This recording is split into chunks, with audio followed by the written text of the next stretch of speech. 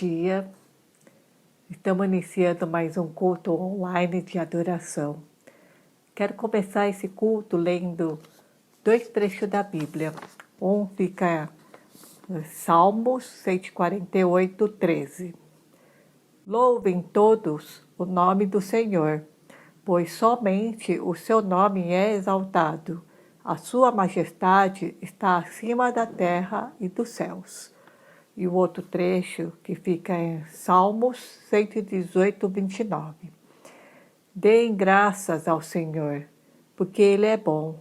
O seu amor dura para sempre. Vamos agora ter um momento de louvor e adoração.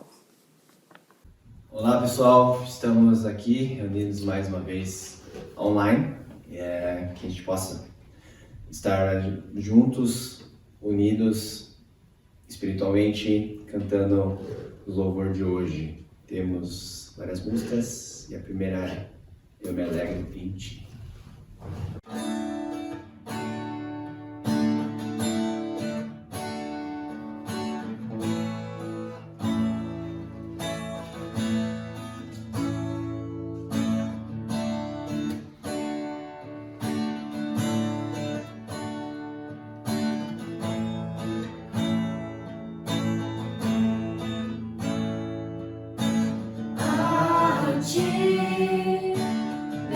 Bendirei para sempre.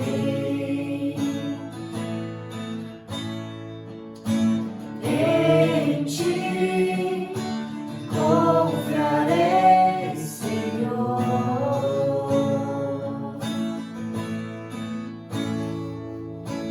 Eu não terei do que ter medo.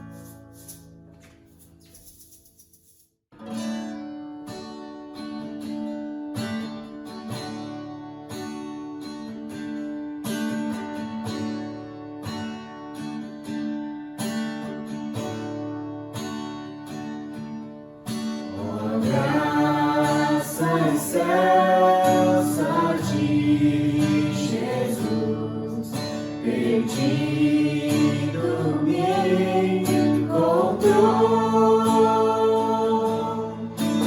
estando cego me fez ver, da morte me livrou. A graça libertou-me assim, e meu temor levou. Oh, quão preciosa é para mim a hora em que me achou. Em lutas, dores, tentações caíram sobre mim, porém a graça me salvou. Feliz eu sou, enfim. E quando ao céu em glória for, ao lar de paz e luz, pra sempre então eu cantarei na graça de Jesus, da graça de Jesus.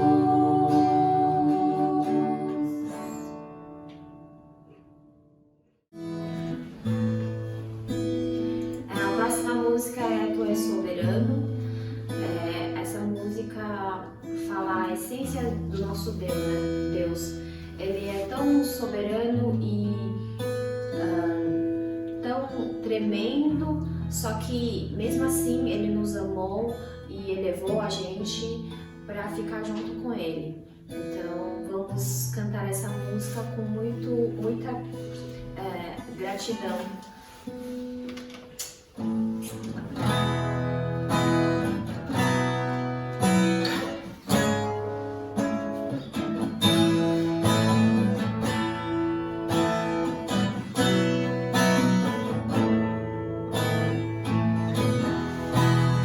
Tu és soberano sobre a terra, sobre os céus, tu és Senhor absoluto. Tudo que existe e acontece, tu sabes muito bem. Tu és tremendo. E apesar dessa glória que tens, tu te importas comigo também. E este amor tão grande eleva-me, amar-me a ti. Tu és tremendo.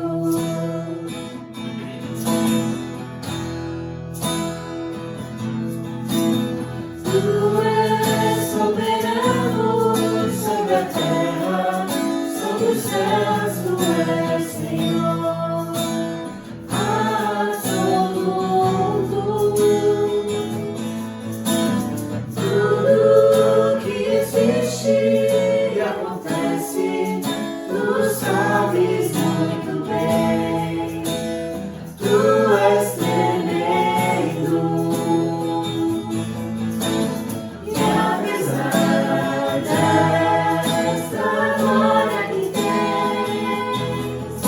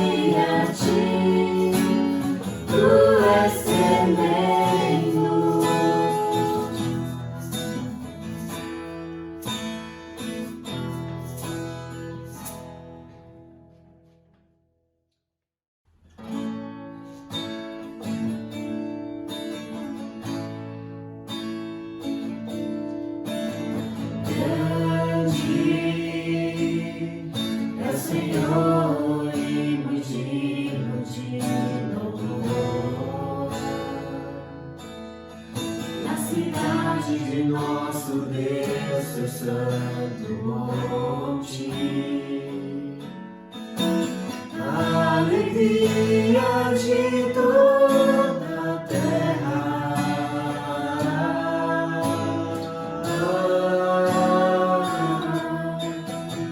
Grande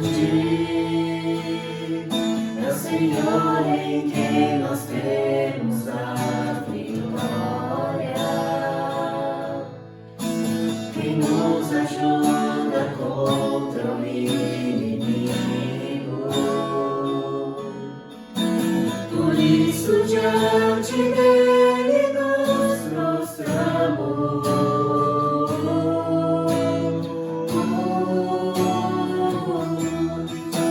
Queremos o teu nome engrandecer e agradecer-te por toda em nossas vidas. Confiamos em teu infinito amor, pois só tu és um Deus eterno sobre toda a terra e céu.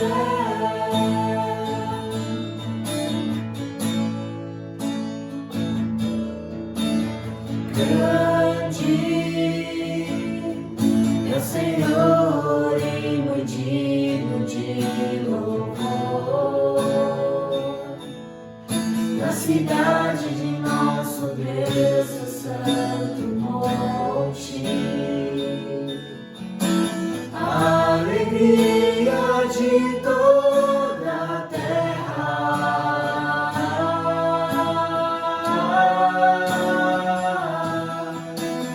Grande é o Senhor em quem nós temos a vitória, quem nos ajuda contra o inimigo. Por isso diante dele nos prostramos.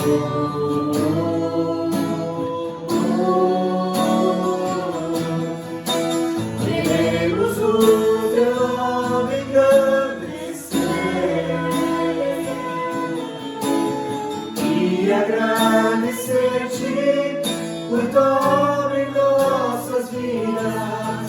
Confiamos em teu infinito amor, pois só tu és o Deus eterno sobre toda a terra e céu.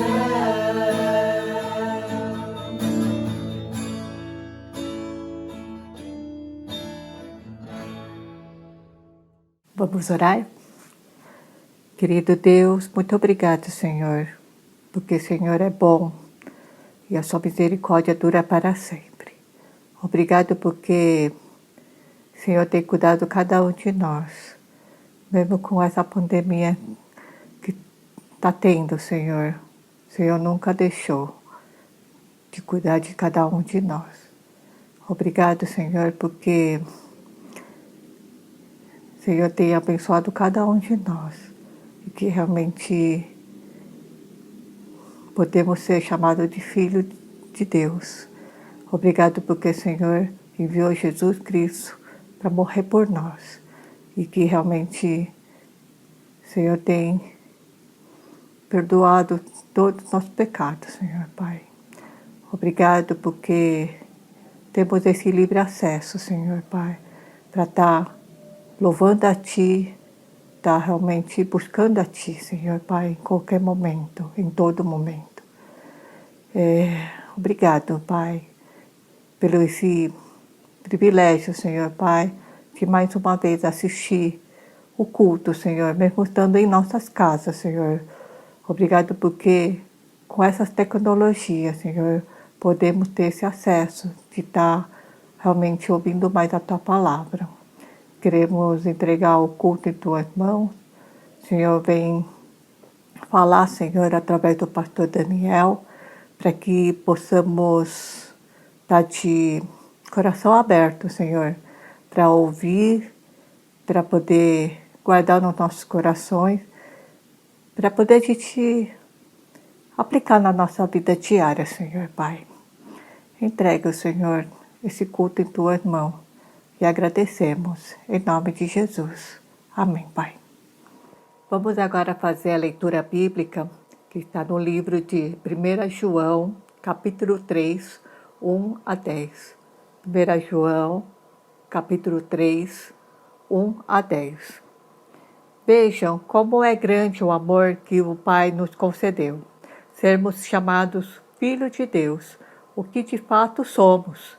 Por isso, o mundo não nos conhece, porque não o conheceu. Amados, agora somos filhos de Deus e ainda não se manifestou o que havemos de ser. Mas sabemos que, quando Ele se manifestar, seremos semelhantes a Ele, pois o veremos como Ele é. Todo aquele que nele tem esta esperança purifica-se a si mesmo, assim como Ele é puro. Todo aquele que pratica o pecado transgride a lei. De fato, o pecado é a transgressão da lei. Versículo 5. Vocês sabem que Ele se manifestou para tirar os nossos pecados, e nele não há pecado. Todo aquele que nele permanece não está no pecado. Todo aquele que está no pecado não o ouviu nem o conheceu. Filhinhos, não deixem que ninguém os engane. Aquele que pratica a justiça é justo, assim como ele é justo. Aquele que pratica o pecado é do diabo, porque o diabo vem pecando desde o princípio. Para isso, o Filho de Deus se manifestou, para destruir as obras do diabo. Todo aquele que é nascido de Deus não pratica o pecado, porque a semente de Deus permanece nele. Ele não pode estar no pecado, porque é nascido de Deus. Desta forma, sabemos quem são os filhos de Deus e quem são os filhos do diabo. Quem não pratica a justiça não procede de Deus, tampouco quem não ama seu irmão. Vamos agora convidar o pastor Daniel a dar mensagem, cujo tema é Requisitos para uma vida de pureza. Bom dia, seja bem-vindo mais uma vez ao culto online da ISP, do Ministério em Português. A ISP tem 3 ministérios, um em taiwanês, que é do grupo que começou a igreja. Aí tem o grupo em português, que são os filhos, os amigos daqueles que fundaram a igreja. E tem o grupo em mandarim, que foi um grupo alcançado também pelos taiwaneses e também pelo pessoal português. E esses 3 ministérios formam a ISP, né? A primeira igreja presbiteriana de Formosa de São Paulo. ISP é o nome bem mais curto. Então sejam bem-vindos aos que são da casa e também aos que estão se achegando. Por favor, sinta-se à vontade. Nós temos visto aqui uma série sobre a questão da justiça de Deus. Aliás, mais a questão da justiça do homem, como o homem pode se apresentar diante de um Deus justo. Já que Deus é luz, nós, por causa do pecado, somos trevas, como alguém em trevas pode estar diante de Deus, aquele que é luz? Você sabe que só os justos vão poder comparecer diante dele. Então a pergunta que a gente vem tentando trabalhar, você é uma pessoa justa diante de Deus? Deus considera você uma pessoa justa? O que torna alguém justo diante de Deus? A gente viu lá em Romanos 3, 21 e 22, que na vinda de Cristo, esse agora, na vinda de Cristo foi revelada, foi manifestada uma justiça nova, divina, redentiva, curativa, dignificadora, restauradora. Uma justiça que vem de Deus, independente da lei. Uma justiça que não dependa da lei mosaica do Velho Testamento, mas que é testemunhada, testificada pela própria lei e pelos seus profetas. Uma justiça de Deus, uma justiça do alto, uma justiça que justifica, que torna justo, que não é para condenação, mas para resgatar, para salvar as pessoas, mediante a fé em Jesus Cristo para todos os que creem. Então, essa é a justiça de Deus, a justiça que vem do alto, que foi trazida por Jesus Cristo. A gente vê em Romanos 4:3 que Abraão creu em Deus, e isso lhe foi creditado como justiça. Então, essa justiça que vem do alto, vem através de Jesus. Ele que é o justo, aquele que nunca pecou, ele recebe todos os nossos pecados. E recebe o castigo, recebe a punição pelos nossos pecados. E por isso ele pode acreditar na justiça dele a quem ele quiser. Ainda no texto de Romanos diz que Deus fez de Cristo, aquele que nunca pecou, a oferta por nosso pecado, para que por meio dele fôssemos declarados justos diante de Deus. Então aqueles que têm fé em Jesus Cristo, que entregaram suas vidas a Deus, que confiaram suas vidas a Deus, que não são mais aqueles que controlam sua própria vida, mas que entregam o controle, entregam a agenda da sua vida para Deus. Esses foram declarados justos diante de Deus. E aí vem a pergunta, se a nossa justiça vem de Deus, faz sentido a gente querer se tornar justo nessa vida? Já que a nossa própria justiça não nos leva até Deus, já que nada do que a gente faz é suficiente para pagar pela justiça que nos torna apresentáveis diante de Deus, ainda faz sentido queremos ter uma vida justa? E é isso que a gente vai ver hoje. O nosso texto principal já foi lido, está lá em 1 João, capítulo 3, versículos de 1 a 10. Eu vou reler os primeiros 3 versículos. Vejam como é grande o amor do nosso Pai, pois Ele permite sermos chamados filhos de Deus, o que realmente nós somos. Entretanto, visto que tanta gente não conhece a Deus, não compreende que somos seus filhos. Sim, queridos amigos, nós já somos filhos de Deus e não podemos nem imaginar como vai ser mais tarde. Nós sabemos que quando Ele vier, seremos semelhantes a Ele, pois o veremos como Ele realmente é. E todo aquele que verdadeiramente crê nisso procurará permanecer puro, porque Cristo é puro. Eu poderia citar também Romanos 6, que é a continuação de Romanos 5. Romanos 5,20 diz que onde aumentou o pecado, onde abundou o pecado, superabundou, transbordou a graça. E aí naquele tempo, a natureza humana não muda, então tem sempre alguém tendo umas ideias diferentes. E aí o pessoal começou a ter a seguinte ideia. Bom, se a gente peca, e Deus tem que mostrar a graça dele, e quanto mais alguém peca, quanto pior a situação da pessoa, maior é a graça que Deus derrama sobre a vida dele. Versículo 1 de Romanos. Que diremos então? Continuaremos pecando para que a graça aumente? Bom, já que quanto pior o pecado, maior o amor de Deus, maior a graça de Deus para cobrir o pecado, se a gente pecar bastante, Deus vai ter que dar mais graça ainda. Então isso vai ser bom no final das contas. Verdade ou não? Resposta de Paulo no versículo 2. De maneira nenhuma. De jeito nenhum. Nem a pau. Nós os que morremos por pecado, como podemos continuar vivendo nele? Continuar vivendo no pecado? Não tem jeito. Continuamos aqui. Então o tema de hoje é requisitos para uma vida de pureza. Eu pensei em requisitos como a questão de quais os fundamentos para a gente pensar numa vida de pureza. Então, lá no versículo 1, que a gente já leu, vejam como é grande o amor do nosso Pai. A primeira coisa que você precisa fazer é perceber, entender, compreender, deixar-se atingir por esse amor. Se você não teve contato com esse amor de Deus, se você não percebeu, não entendeu esse amor de Deus, não tem como você querer ter uma vida de pureza. E esse amor de Deus é grande, não apenas por tamanho, abrangência, mas por profundidade, por desmerecimento da nossa parte. É um amor desmedido, incontido. É um amor proativo, corajoso, sacrificial. Me ajude aí com qualificativos desse amor. Você que conhece o amor de Deus, que outros adjetivos podem ser agregados aqui? Isso, amor sofredor, mas amor providencial, amor sábio, amor que sangra. Esse é o primeiro requisito para uma vida de pureza. O motivo, a razão pela qual você vai buscar viver uma vida de pureza, não é que isso vai tornar você aceitável a Deus, não é uma religião que você precisa adotar, mas a raiz, a base, o fundamento para uma vida de pureza é o amor de Deus. Se você enxergar, se você entender, se você compreender o amor de Deus, isso vai te levar a alguma reação.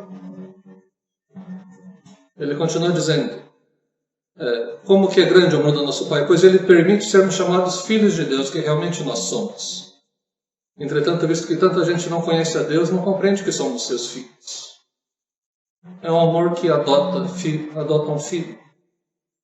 No mundo romano, onde isso acontece, mundo greco-romano, a adoção de uma pessoa para ser filho, ao ser adotado como filho, ele tem todas as prerrogativas de um filho genuíno, um filho de sangue.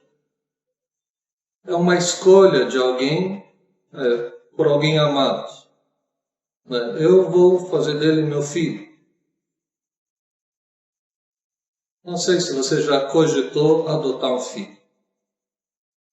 Se você é como a maioria das pessoas, deve ter pensado, é muito complicado. Adotar um filho vai dar muita dor de cabeça, vai ter problema. Assim, a gente não sabe como vai ser e ele pode ser uma pessoa muito ruim.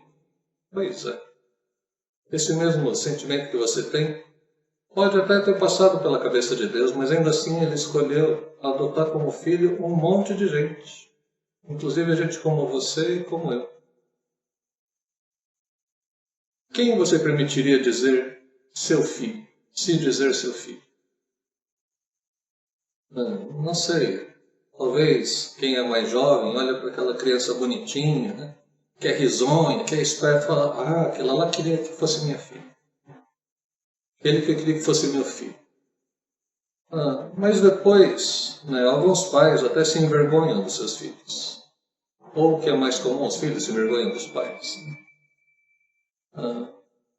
Mas que dirá filhos como eu ou como você?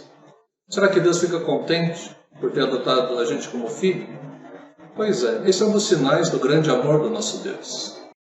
Ele demonstra amor por considerar você filho dele, por permitir que você seja chamado filho de Deus.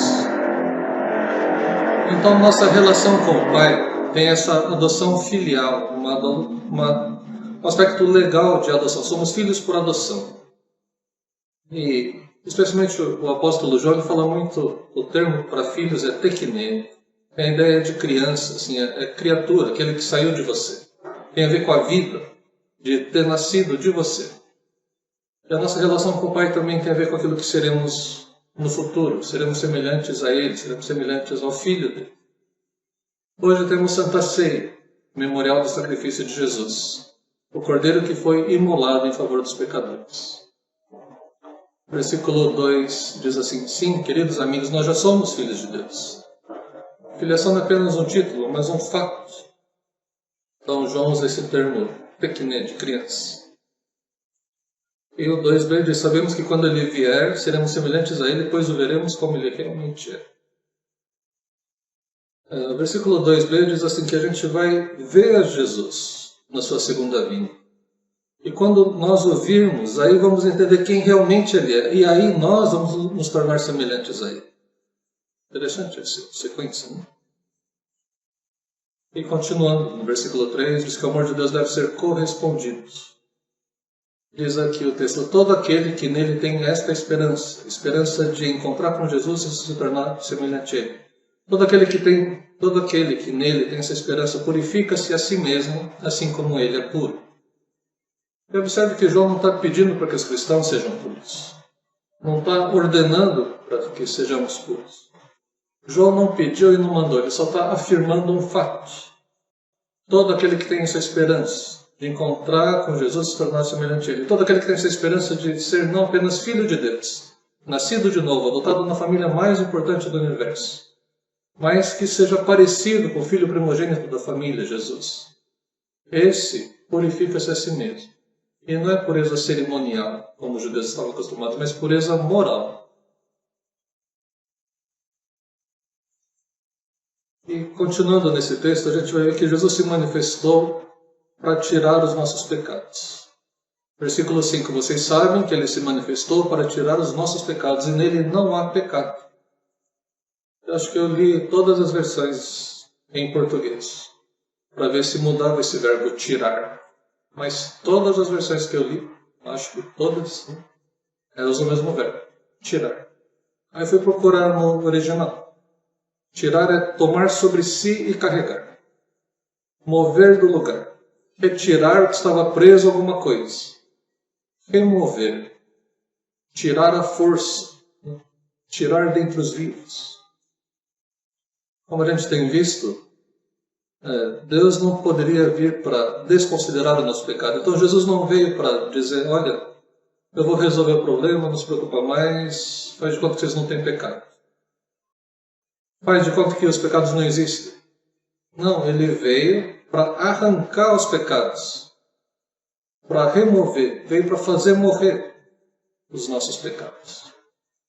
E no versículo 8, para isso o Filho de Deus se manifestou, para destruir as obras do diabo. E aí a palavra destruir é desfazer, dissolver, soltar as amarras, anular, tirar a autoridade, demolir, quebrar.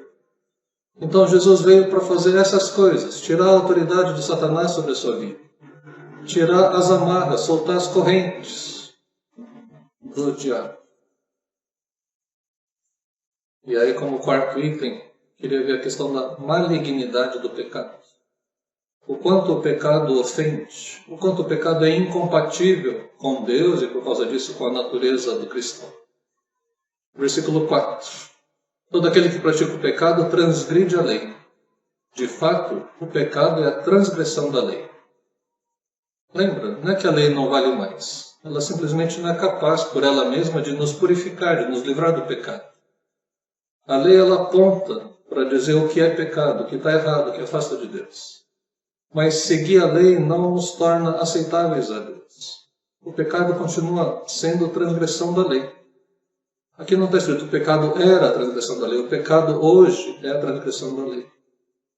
Então o pecado não é apenas uma falha, um ponto negativo, uma injustiça ou falta de retidão. O pecado é a transgressão ativa, uma rebelião ativa contra a vontade de Deus e contra a lei de Deus.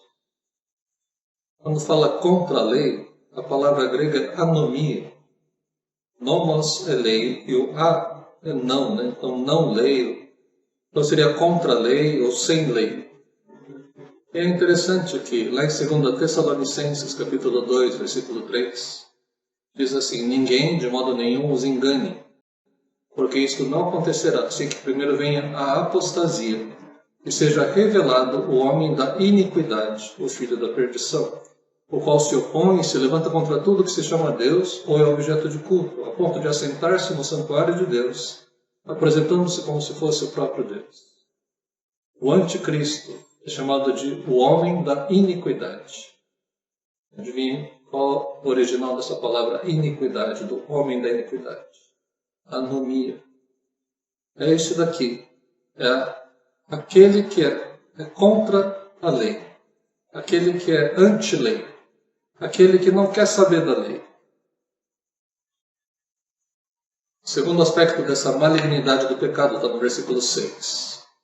Todo aquele que permanece nele, em Cristo, não vive pecando.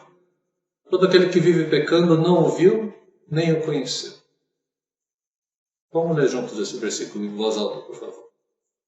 Todo aquele que permanece nele não vive pecando. Todo aquele que vive pecando não o viu, nem o conheceu. O verdadeiro cristão permanece em Cristo como o ramo permanece na videira e dá fruto. O pecado surge do não permanecer em Cristo. Pecado e Jesus são antagônicos. Assim como trevas e luz não podem andar juntos. É impossível permanecer naquele que é justo e continuar na injustiça. É impossível estar ligado naquele que é puro e permanecer na impureza. Então, a visão de Cristo, essa percepção do amor de Deus é incompatível com a vida no pecado. O John Stott, um estudioso inglês, ele diz assim, se a natureza de Jesus não tem pecado, se o propósito da sua manifestação era tirar o pecado, então todo aquele que vive pecando não o viu nem o conheceu. Ver e conhecer a Cristo é banir o pecado. A coisa vai piorando. Olha o versículo 8. Vamos ler comigo. Aquele que pratica o pecado é do diabo, porque o diabo vem pecando desde o princípio. Para isso, o Filho de Deus se manifestou, para destruir as obras do diabo. Aquele que pratica o pecado é do diabo. Ok, essa palavra pratica é no sentido de ativo e constante. Então alguns pregadores vão dizer que essa prática do pecado é alguém que está o tempo todo no pecado. É alguém que é traficante de drogas e ele vive disso. Ou alguém que está na prostituição e não sai do pecado. Mas não se esqueça que o que está sendo escrito aqui é para a igreja. Não foi escrito para traficantes, não foi escrito para prostitutas. Foi escrito para cristãos. E está dizendo, aquele que pratica o pecado é do diabo. Verdade. João aqui também está combatendo uma heresia da sua época. No seu tempo, existia gente que dizia que não pecava, que o importante é estar com Deus e pronto, é ter esse conhecimento. O resto está tudo certo. Eu lembro que quando eu tinha meus 20 anos, tinha uma igreja grande na cidade de São Paulo que começou a dizer que o cristão não peca mais depois que ele entrega sua vida para Cristo. Então não importa se ele está em adultério, porque aquilo lá já foi pago por Jesus. Então não conta mais como pecado. Porque se ele continua pecando, então Jesus teria que continuar morrendo. Olha só o tipo de ideia que as pessoas têm. Mas entenda assim, que pecar é obedecer àquele que peca desde o início. Aquele que pratica o pecado é do diabo porque o diabo vem pecando desde o princípio. Aquele que pratica o pecado é do diabo porque é o diabo que faz o pecado o tempo todo. E para isso veio o Filho de Deus. Para quebrar essa corrente, quebrar esse ciclo. Aquele que peca obedece àquele que peca desde o início, ao invés de obedecer a Deus. Somos salvos por Jesus para nos tornarmos escravos de Deus, servos de Deus. Aqueles que querem liberdade para pecar, na verdade se tornam escravos do pecado e escravos do diabo.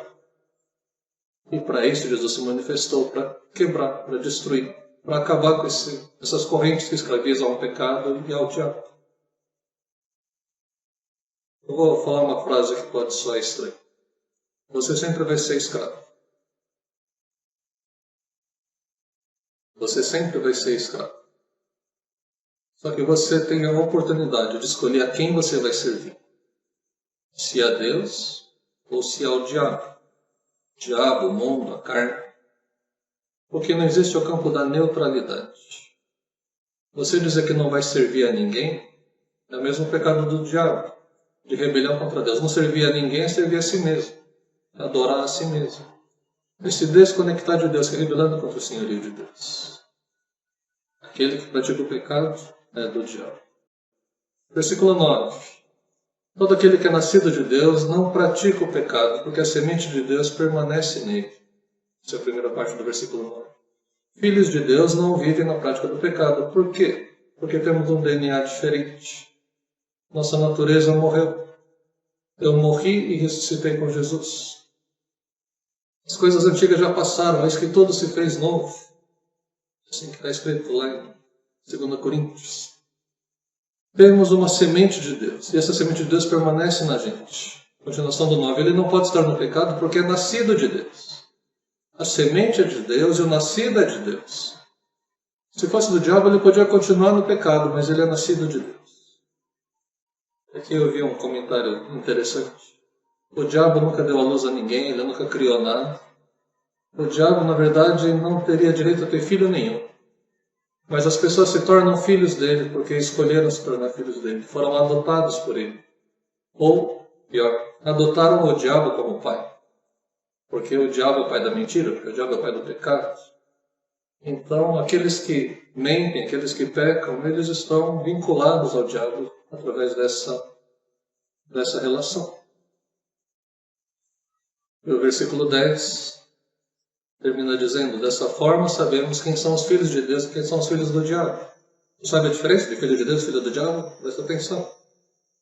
Quem não pratica a justiça não procede de Deus. Tampouco quem não ama seu irmão. Quem não pratica a justiça não procede de Deus. Tampouco quem não ama seu irmão. Filho de Deus pratica a justiça. Filho de Deus ama seu irmão. Quem não pratica a justiça não é filho de Deus. Então, de quem que ele é filho? Isso. Quem não ama seu irmão não é filho de Deus. Aquele que não ama é filho de quem? Essa é a distinção. Como é que a gente sabe quem é filho de Deus e quem é filho do diabo? Os filhos do rebelde, do coisa ruim, do cinismo, do pai da mentira, do pai das fake news, são filhos do diabo. Nunca defenda mentiras. Nunca defenda fake news. E às vezes eu fico entristecido como cristãos supostamente maduros. Não são pessoas ignorantes, no sentido de nunca terem estudado. Estudaram, fizeram faculdade, boas faculdades. Têm acesso a todo tipo de conhecimento, mas repassam fake news como se fossem verdades absolutas. Tendem a acreditar.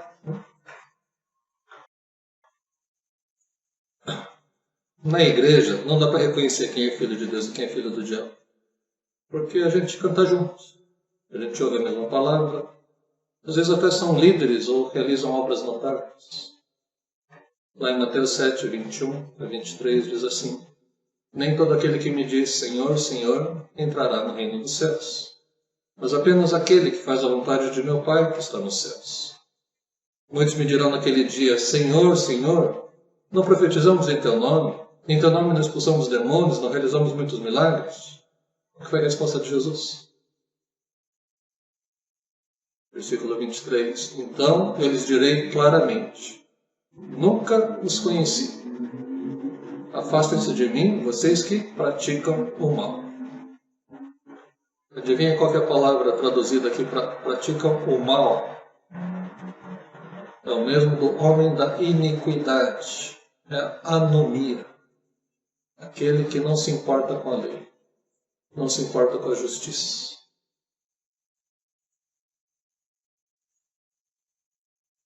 Termino com um resumo.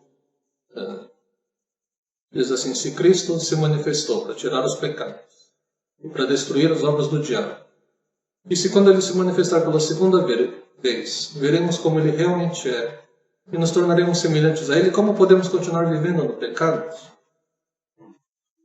Se quisermos ser leais à sua primeira vinda e estarmos preparados para a segunda, e a segunda vinda está cada vez mais próxima, devemos nos purificar como ele é puro. Agindo assim, daremos prova de que nascemos de Deus. Você é puro? A pureza é prioridade na sua vida? O que é prioridade na sua vida, além de você mesmo, suas coisas? Mostre que você é nascido de Deus. Senhor que tem tido tanta paciência conosco, que demonstrou amor tão grande, nos chamando de teus filhos, a nós os que confiamos nossas vidas ao Senhor Jesus. Deus, ao meditar sobre esse texto de 1 João, algo nos incomoda bastante. Porque o teu Espírito, tendo liberdade de apontar os nossos pecados, constrange o nosso coração, constrange a nossa alma, constrange o nosso espírito. Deus, tem misericórdia de nós, porque o Senhor sabe todas as coisas. A gente até pode parecer justo diante dos outros, mas o que importa é sermos justos diante de Ti.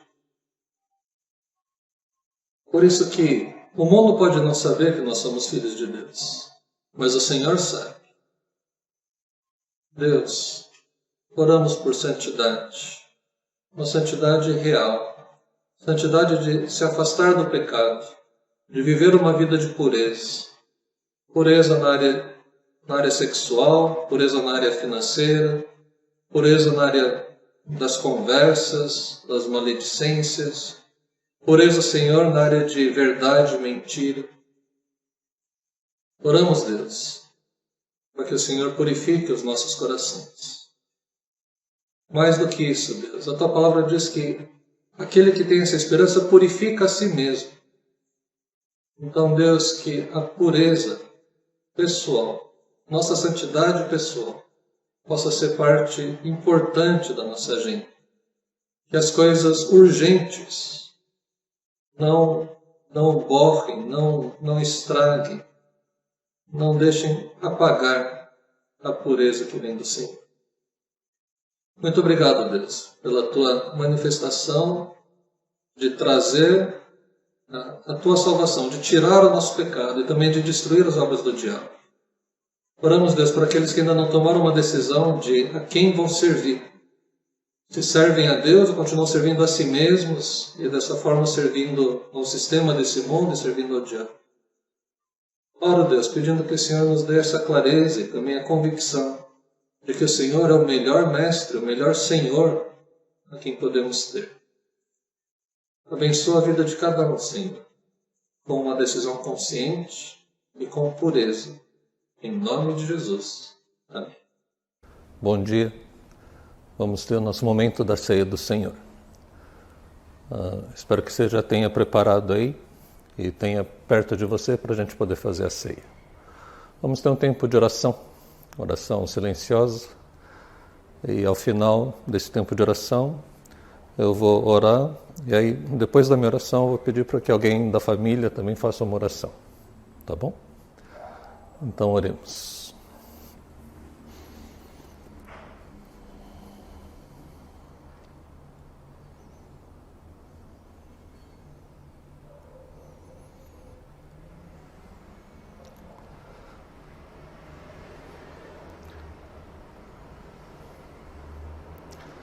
Nosso Deus e Senhor, o Senhor sabe todas as coisas.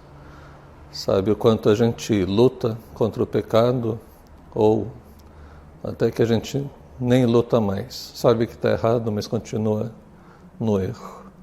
Então oramos, Deus, por Tua misericórdia, para que o nosso coração possa mudar. Confessamos nosso pecado e reconhecemos que na Tua primeira vinda, o Senhor veio para tirar o nosso pecado e para destruir as obras do diabo. Oramos então, Deus, por purificação dos nossos pecados. Oro, Deus, para que o Senhor também ouça a oração que cada chefe de família vai fazer agora a partir das suas casas.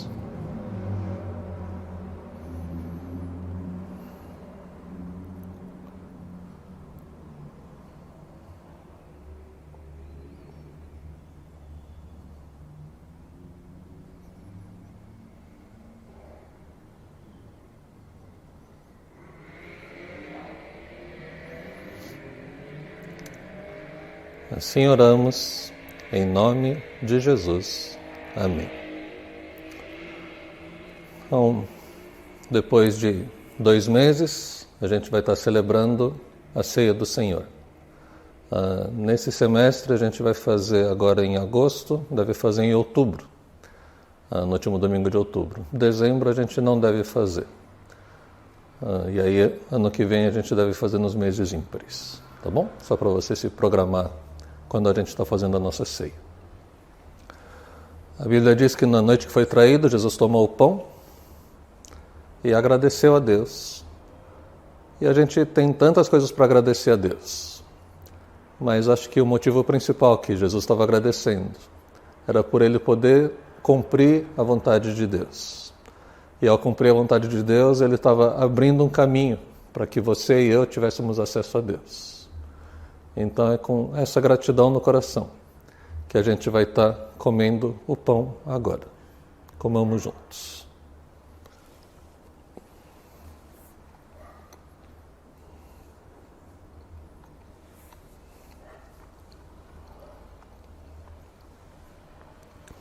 Naquela que foi a última ceia, Jesus estava junto com seus amigos, seus discípulos, os mais chegados.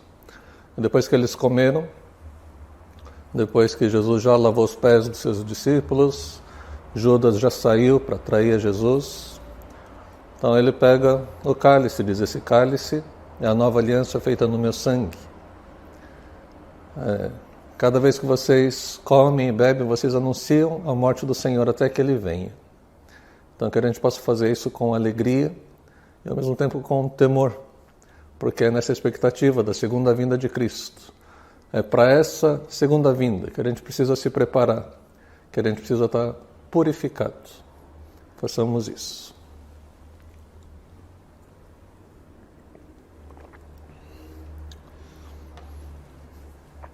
Vamos fazer juntos a oração que Jesus nos ensinou. Pai nosso que estás nos céus, santificado seja o teu nome.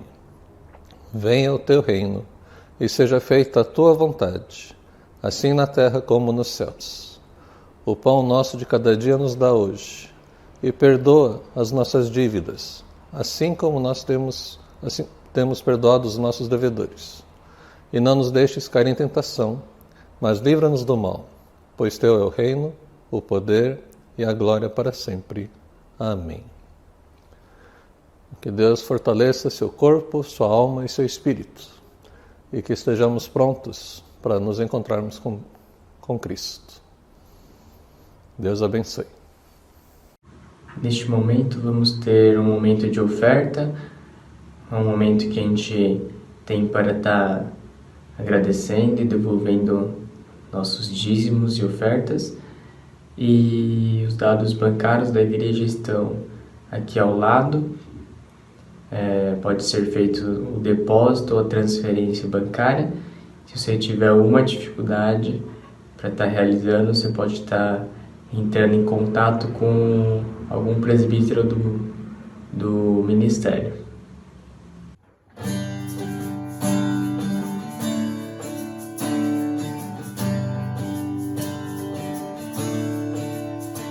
Por tudo que tens feito, por tudo que vais fazer, por tuas promessas e tudo que és, eu quero te agradecer com todo o meu ser. Te agradeço, meu Senhor.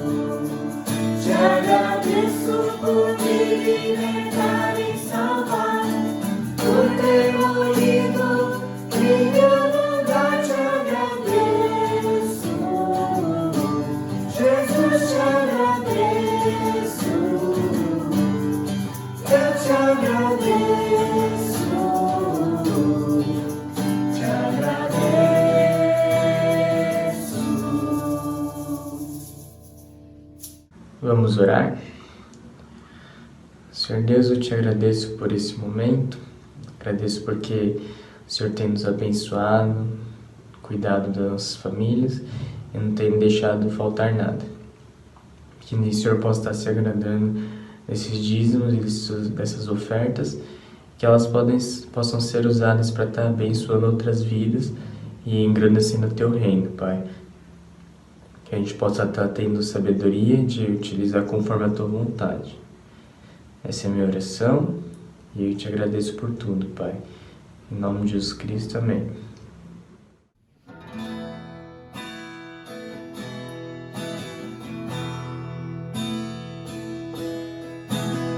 Vem derrama paz, vem derrama as bênçãos sobre este povo que se chama povo teu.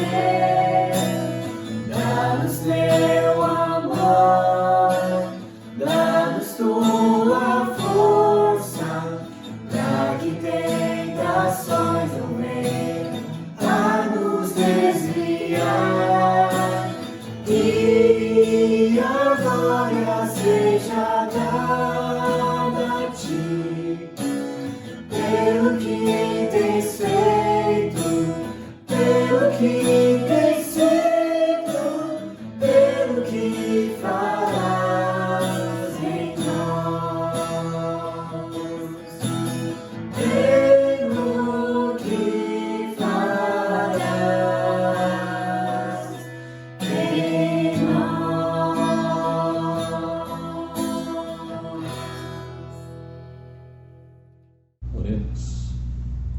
que a graça do nosso Senhor Jesus Cristo e que o amor de Deus, já provado por nosso Pai, e que a comunhão, a consolação, a capacitação e a santificação do Espírito Santo esteja sobre você e a sua casa, hoje e sempre. Amém.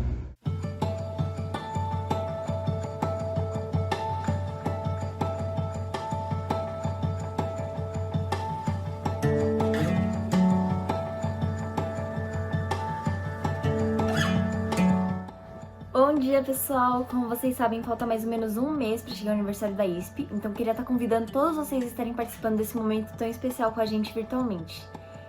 Mas com isso eu não quero dizer apenas participar do culto online. Tem outras duas coisas que eu queria estar convidando vocês para tornar esse momento ainda mais especial. O primeiro deles é gravar um vídeo comentando brevemente sobre o que é ISP para você e enviar até dia 13 de setembro nesse e-mail aqui, que é dac.isp@gmail.com. Anota na agenda. E outra coisa como a gente tá em isolamento social, a gente esteve pensando em formas de tá trazendo essa sensação de união e de igreja apesar do distanciamento. Então, o que a gente pensou foi um vídeo especial do louvor, onde envolve os 3 ministérios: o taiwanês, o mandarim e o português. Como vai funcionar? A gente vai escolher uma música onde existam nas 3 línguas e todos vão gravar um vídeo cantando essa música. Então, se você tiver interesse de participar, envie uma mensagem pro Bruno no WhatsApp nesse número aqui. Vai estar bem aqui, ó. E, enfim, o que importa é o nosso coração de adoração. Então, mesmo que você achar que você não cante bem, se você tem vergonha, não tem problema, porque o que importa é realmente a gente estar junto em comunhão e ter a presença de Deus sobre nós enquanto a gente louva, né? Então, vamos participar, vamos chamar todo mundo pra participar também, os amigos, a família, o cachorro, todo mundo. Então, eu espero vocês lá e tenham uma boa semana. Deus abençoe vocês. Tchau!